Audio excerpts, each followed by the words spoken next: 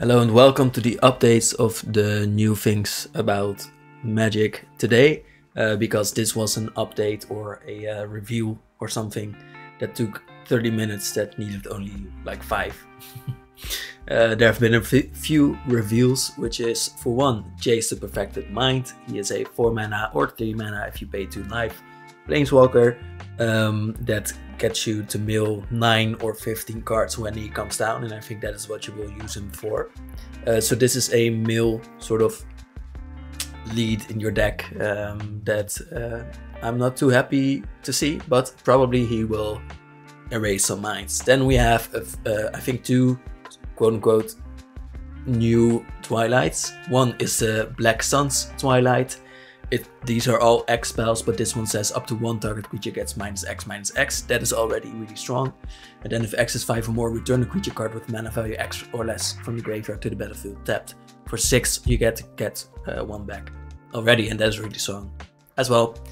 And the white one creates you 1/1s, which is one thing, but they also have Toxic 1, so they can win you the game pretty fast.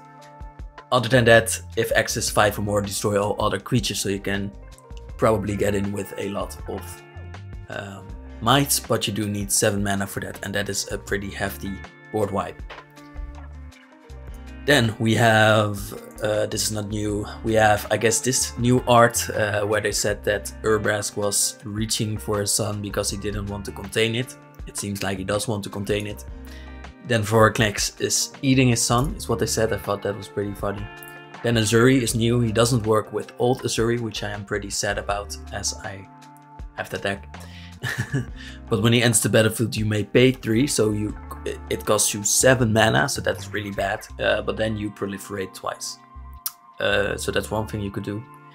And then when you proliferate, you draw a card. So you also draw 2 cards. So 7 mana, draw 2 cards, get the 3/3 and proliferate twice.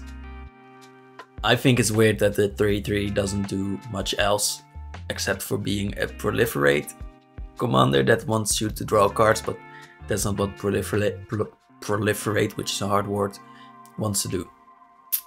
But a bit of flavor. My old friends, have you decided at last to stop clinging to the past and join me in the grand pursuit of perfection? Very basic Jin Kataxia's flavor. And I miss Keth a little bit, but he gives your other creatures -1s and returns creatures from the graveyard to the battlefield for a turn. Is this true? If this creature would leave the battlefield... No, not for a turn, so... Forever? Huh? Against if this creature would leave the battlefield, exile it instead of putting it anywhere else. That's pretty sick. Does cost you 9 for 2, which is not good yet, and then 12 for 3, which isn't good either, but it...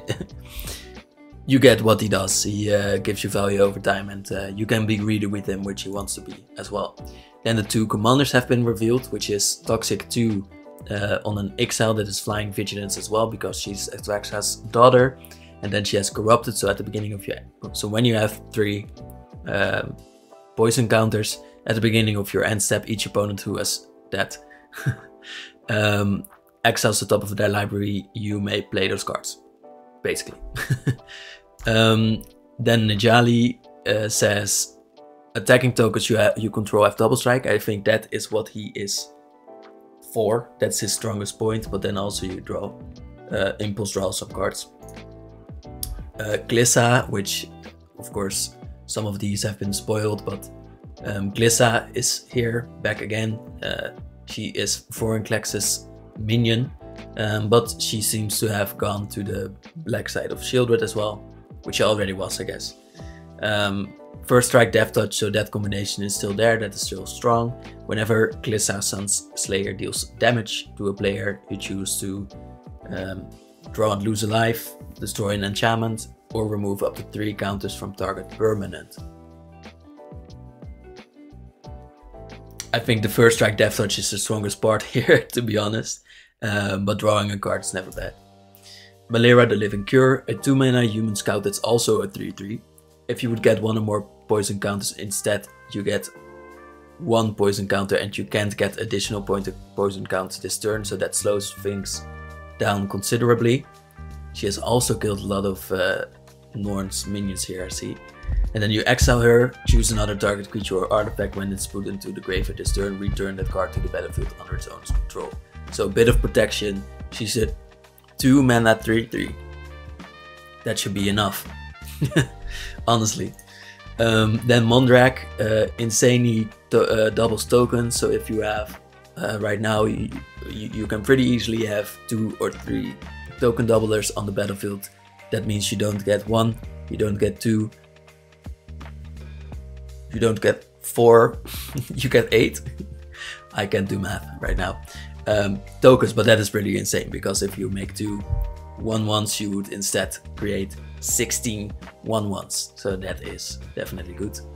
But of course, with only that, it's still good as well. And he can give himself indestructible, so that's nothing to scoff at. 4 mana 4/4, not bad of a body. 7 mana 6/7 here, but that is not the point. We are through all the new exciting cards, so you can drop off right now if you want. But these are the new mechanics, so I will go through them. You've probably seen them. Toxic, deal combat damage to a player, and they get poison counters equal to the amount of toxic that it says. That's it. But these poison counters also work with corrupted, so if you have 3 or more, they get an effect. That's also it. Then there is oil counters, which are not poison counters. Oil is not poison in this set, which is a bit weird, but it used to be the flavor of poison counters, but it is not anymore. Put an oil counter on it, and then you do something for the amount of oil counters that are on there. So that's a bit confusing, but of course they want things for proliferate, which is still hard to say. There's a new Living Soul, which is for Mirrodin, but this time you don't create a 0/0, you create a 2/2 red rebel. What was this? Toxic? Oh no, they wanted just to say that they had a Might Commander, I guess. And that was it. So I hope I boiled that down for you, and have a nice day.